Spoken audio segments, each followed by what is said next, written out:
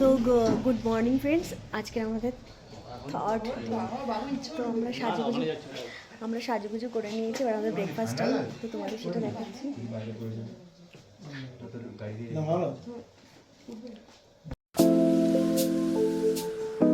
জিজ্ঞেস করা হয়েছিল যখন মুখটা বন্ধ ছিল। আমি সবার আগে আমি ওটাই বলেছিলাম, লুচি পুরি এই খাবো এই খাবো, ওইটা কি খারাপ? তো ফ্রেন্ডস দেখো, আমাদের ব্রেকফাস্টে কলা দিয়েছে। সত্যি কলাগুলো এত বড় যে আমরা প্রত্যেকে হাসাহাসি করছিলাম। আর সত্যি বলতে কি মানে ব্রেকফাস্টের পরে একটা কলা একটা মানুষের খাওয়া সম্ভব ছিল না। তো আমাদের ব্রেকফাস্ট কমপ্লিট হয়ে গেছে, এখন আমরা এই রুম ছেড়ে দিচ্ছি, আমরা অন্য রুমে শিফট হব। তো সে কারণে সবাই সবার লাগেজ নিয়ে নামছে। এখন আমরা যাব লামাহাটা। তো লামাহাটা গিয়ে কী করবো সেটা তো অবশ্যই আমি তোমাদেরকে শেয়ার করব। যেহেতু আমরা এখান থেকে অন্য জায়গায় শিফট করছি, তো সেক্ষেত্রে সবার লাগেজগুলো একেবারে নিয়েই যাচ্ছি। আর এই ড্রাইভার দাদাগুলো প্রচণ্ড আমাদের হেল্প করেছে ভীষণভাবে। আর এদিকে প্রিয়া কিছুতেই নামতে পারছে না, শেষমেশ মোমো গিয়ে ওর হেল্প করে দিচ্ছে। আর ও যেহেতু আমাদের লাগেজটা প্রচণ্ড ভারী, আমাকে আমি নামাতে পারবো না, ওই নামিয়ে দিচ্ছে। তো চলো আমরা যাই। তো লামাহাট পথে যাওয়ার সময় এই একটা স্পট ছিল যেখানে সবাই গাড়ি থামিয়ে ঘুরছিল। এখানে রয়েছে চা বাগান।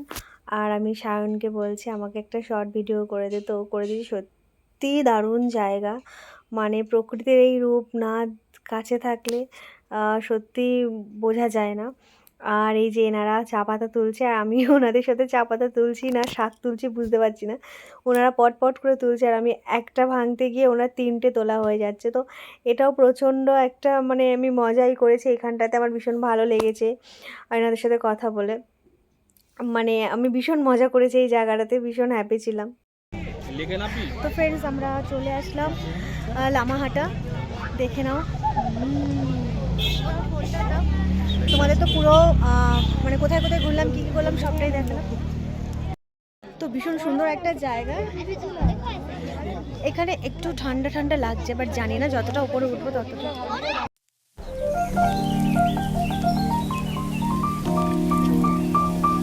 দারুণ, দেখো বন্ধুরা।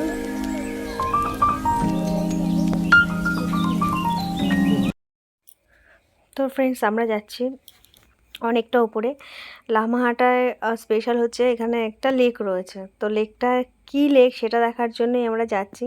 তো এই মানে ওই জায়গাটা থেকে উঠতে সত্যি প্রত্যেকের প্রচণ্ড কষ্ট হচ্ছে। মানে আমি তো মানে আগে উঠে গিয়ে একটু দাঁড়াচ্ছি আর ওদের ভিডিও করছি, আর মানে শ্বাস নিতে সত্যিই কষ্ট হচ্ছে, ভীষণ কষ্টকর এই জায়গাটা থেকে ওঠা। তো আমিও উঠছি, মানে এখানে দেখছি আমি স্মাইল করছি, বাট প্রচণ্ড কষ্ট ছিল এখান থেকে ওঠা, ভীষণ কষ্ট। আমার বরকে দেখে কিছুটা উঠে এদের অবস্থা খারাপ, দেখো হাঁপাচ্ছে। তো ফাইনালি আমরা পৌঁছে গেলাম সেই লামাহাটার বিখ্যাত লেক।